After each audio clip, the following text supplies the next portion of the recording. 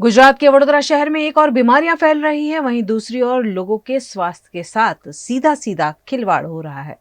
वडोदरा की कड़क बाजार में सत्यनारायण फरसान और मिठाई की दुकान है। यहां से लड्डू खरीदने वाले ग्राहक ने फंगस वाले लड्डू दिए जाने की शिकायत की है। इस मामले ग्राहक जब दुकानदार को शिकायत करने पहुंचा तो ज्यादातर मिठाइयों में फंगस देखी गई।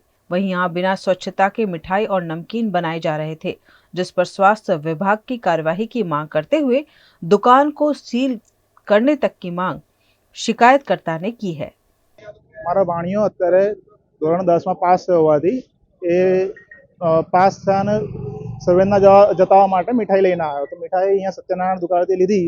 મીઠાઈ અતિશય દુર્ગંધ મારે છે. ઘરે જે લોકોએ ખાધી છે એ લોકોને અત્યારે શું હાલત થઈ હશે એ લોકોને અત્યારે ઘરે જઈએ ત્યારે ખબર પડે.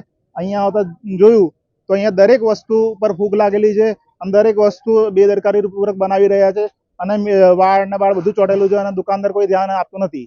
દુકાનદારને ફક્ત પૈસા કમાવા છે. તંત્ર દ્વારા આવી જેટલી બી દુકાનો ચાલતી હોય સીલ કરવી જોઈએ. જો તંત્ર અત્યારે કાયદાકીય આના પર કોઈ કાર્યવાહી નહીં કરે તો હું આજે સાંજ સુધી રાહ જોઈશ. જો સાંજ સુધી કોઈ કાર્યવાહી ના થઈ તો કાલે સવારે મુખ્યમંત્રીને મારી પહેલી ફરિયાદ જશે અને મુખ્યમંત્રી 24 કલાકમાં ફરિયાદનો કોઈ ડિસિઝન નહીં લે તો પીએમઓ સાહેબને ફરિયાદ જશે.